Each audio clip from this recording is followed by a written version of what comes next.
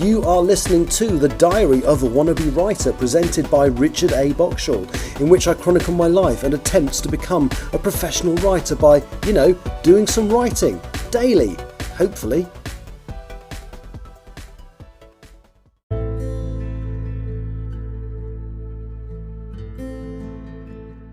Hello and welcome to The Diary of a Wannabe Writer. It is Monday the 13th of May in the year of our Lord 2024.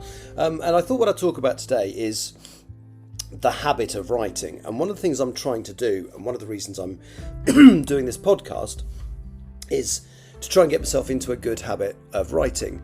My voice has literally just gone croaky for no reason as I started recording this. Excuse me, let me have a sip of coffee. And so one of the things I'm doing, obviously, is recording this short daily podcast to try and get me thinking daily about writing. But I'm also trying where I can to do a bit of writing daily. Now, with the job I've got, that can be quite difficult.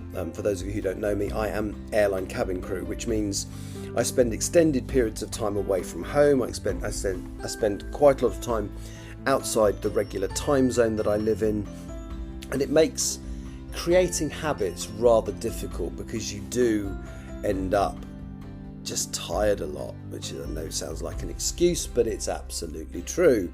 So one of the things I'm trying to do now is make myself do a little bit of writing every day, and if I'm not in the mood to do my primary project, which at the moment is Empress of the Trees, but has previously been Still Life or the English Hikikomori, I've set myself a fun project, and I actually initially set myself this project in the NaNoWriMo last year, and it's something I come back to very, very occasionally and will continue to do so. So as you may or may not be aware, I am a bit of a fan of Doctor Who. I finally watched the 2 episodes from the weekend last night, and my thoughts were as follows. The first episode, Space Babies, was utterly awful. It was a stupid story. It was badly executed. It was naff. What a terrible start. And then it was followed by one of the best episodes I've seen in a very, very long time, The Devil's Chord. I thought the baddie, played by Jinx Monsoon, was an amazing screen presence. It was obviously related to the Celestial Toymaker from The Giggle. Yeah, I really liked that. So it's literally 2 contrasts there. You've got one of the worst things I've ever seen, followed by, I don't know about one of the best, but certainly one of the better. Anyway, so yes, I like Doctor Who.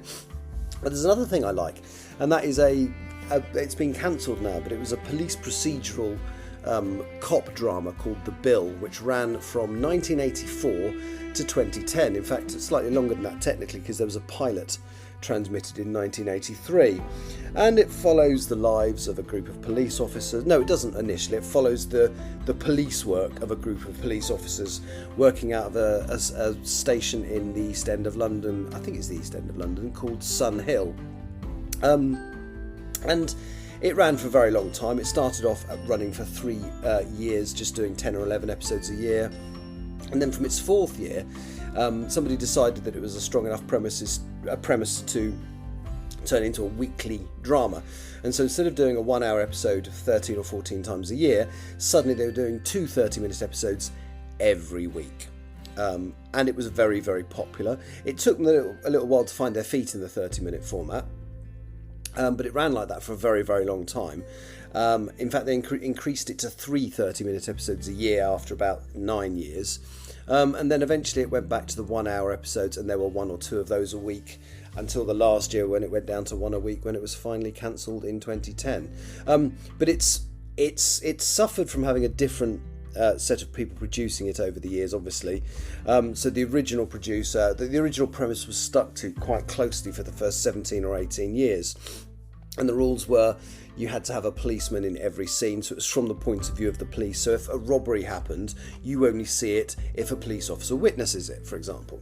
And then the other rule was it was about the police at work. It wasn't about their personal lives or family lives. And so you very rarely got to see a policeman at home.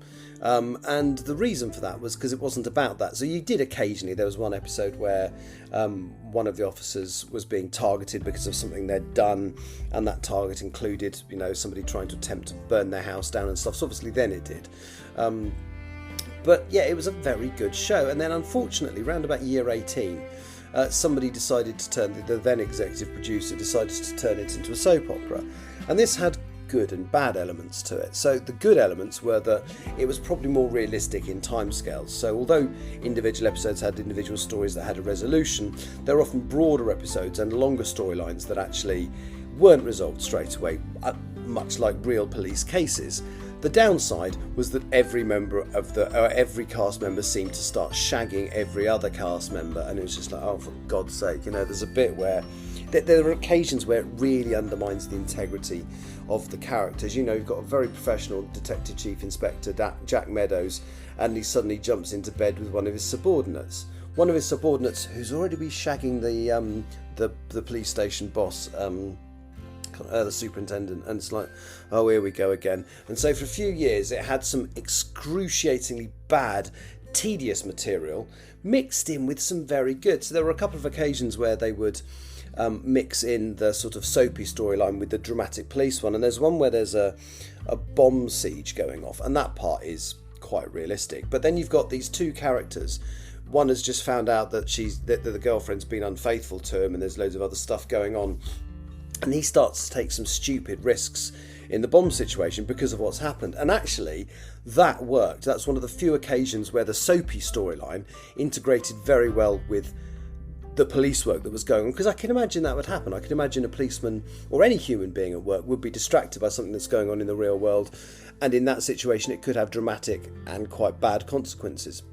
Can you tell I like this show? I'm talking about it a lot. So the cast evolved and changed over the years. There were no cast members from episode 1 in episode whatever in the last one. There were cast members that lasted a very long time. The notable ones realistically are Tony Stamp, played by Graham Cole, Reg Hollis, played by I can't remember his name, Jeff, I can't remember his surname, will come back to me. June Ackland, played by Trudy Goodwin. And they did over 20 years each. Great characters, great actors. Anyway, so I've waffled on already for 7 minutes, so this isn't going to be a shorter podcast as normal. Apologies. But I love the two shows, and there's nothing to say they can't coexist in the same universe. So for my NaNoWriMo project in 2023, a friend of mine suggested, because I was struggling with writing something important to me, which was at the time I think I was trying to work on the sequel to Still Life. My friend suggested, well, why not write something fun, not necessarily intended for publishing, but just that you enjoy? And so I came up with the concept of a short story anthology called 60/40, mainly because it was in 2023, which was the 60th anniversary of Doctor Who and the 40th anniversary of The Bill. And so I decided to write some crossover episodes. Now, the immediately obvious one that sprang to mind was there's a scene in a story called Attack of the Cybermen, broadcast in 1985, where an undercover policeman who's actually trying to, I won't go into the story, but he's an undercover copper working with people who it turns out are linked to aliens. And there's a scene where he goes on the phone to his boss to give him an update of what's going on, because basically he's involved in a group of people planning a diamond robbery.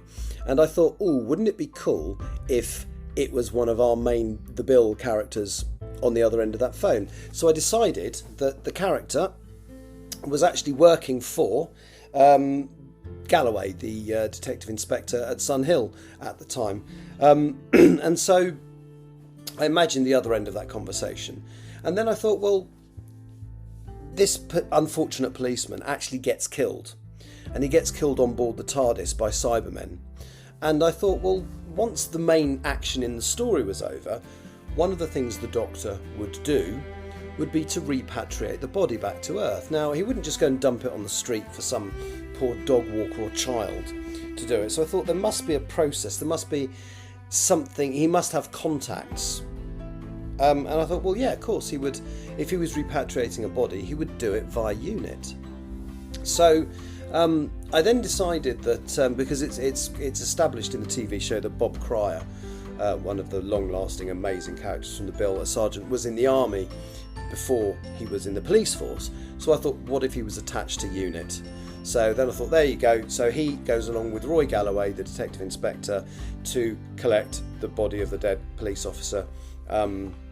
in a lovely little crossover where he gets to meet Brigadier Lethbridge Stewart and the Sixth Doctor and Perry.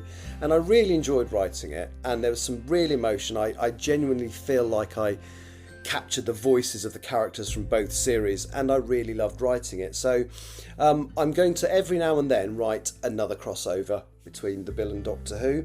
The Bill ran for 26 years. The original run of Doctor Who was for 26 years, but unfortunately they only overlapped for 5 or 6. But I want to write at least 26 stories, one set within each season of Doctor Who and within each series of The Bill. That doesn't mean it has to be the 1985 series of Doctor Who crossing over the 1985 series of The Bill, although in the first one it did. But I can take any character, and also I don't have to necessarily restrict myself to the original series of Doctor Who. So I've written 2 short stories. I've written the one I just talked to you about, which I named after the first episode of The Bill. The first episode of The Bill was called Funny Old Business, Cops and Robbers, so I named the story Funny Old Business, Cops and Time Lords.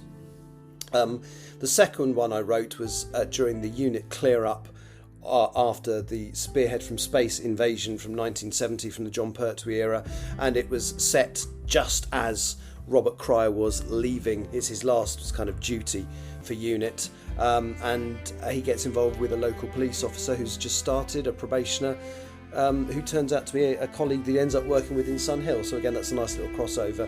And also, the character from The Bill that I was referring to was Sergeant Penny, and Bob Cryer always had a lot of respect for Sergeant Penny, even though the guy was an absolute douche on occasions and really didn't deserve his respect. So I kind of thought, well, something must have happened in the past that made Cryer respect Penny. So that's this story, and I really enjoyed writing that. So I've only written 2. I've sort of started working on another one.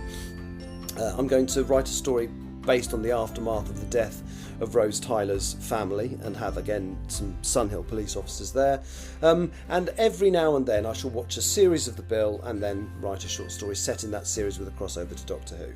Oh my god, I've been talking for nearly 12 minutes. That's possibly the longest one I've done in ages. Sorry about that. Sorry for taking up so much of your time. But I genuinely, it's an enjoyable process. I don't really write short stories, so it's actually nice to play with that format and do something a bit unusual, and I will do more. Probably not for a while, but I will do more. Anyway, thank you for listening. That's what I write when I'm writing for fun. Take care. Bye-bye.